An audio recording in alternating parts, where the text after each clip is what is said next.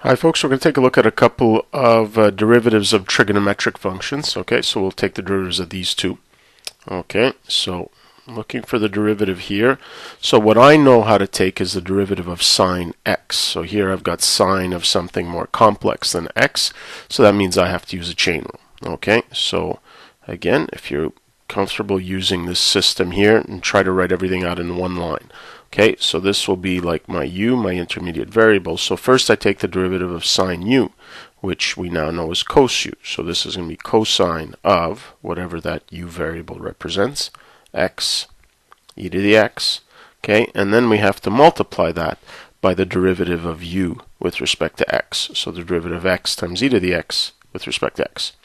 Okay, and here we see that we've got a product of two easy functions, and so we use a product rule. Okay, so the derivative here would just be derivative of the first, which is just 1, times the second function, okay, plus the first function times the derivative of the second function, which is just e to the x.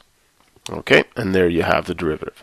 Now, if you did have to simplify this, okay, again, this is a trick we see very often. Not much you can do here, but here we see that we've got a common factor of e to the x, so we can take that out. So we've got e to the x cos x e to the x, and then in this bracket here we're just left with 1 plus x, which I'll write it as x plus 1.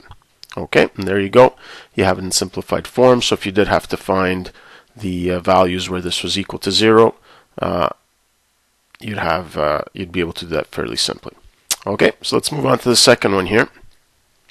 Now I chose this here because we have to remember what this exponent 2 means. It actually means the square of this whole expression. So hopefully you get to the point where you don't have to write this step, but maybe at the beginning you might want to rewrite this as tan of 3x squared minus 5x all squared.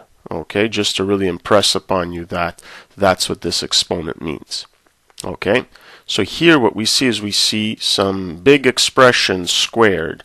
Okay, and so, well, we're going to have to use a chain rule. In fact, we'll probably have to use a chain rule a couple of times. Okay, so let's start with this whole expression here being our u, and we have u squared. So how do we find the derivative of u squared? Well, it's 2 times the derivative, 2 times u. Okay, so 2 times tan of 3x squared minus 5x. Okay, then I have to multiply that by the derivative of u with respect to x. But what I know how to determine is the derivative of tan x. Here I've got tan of something a little more complex. So here I'm going to have to use a chain rule second time. Okay, so we'll call that v. Okay, and the derivative of tan v is secant squared v. So we multiply that by secant squared of 3x squared minus 5x. Okay, should have left myself a little more room here. And now I have to take the derivative of v with respect to x, and luckily that's pretty simple. Okay, we can take that straight away. So derivative of 3x squared is 3 times the derivative of x squared, so 3 times 2x, so 6x, and then minus the derivative of 5x, which is 5 times the derivative of x, which is just 1, so minus 5. Okay, so hopefully you can see that there. So here I had to use the chain rule twice. Okay, first realizing that I have some function squared, so I think of that as u squared, take the derivative.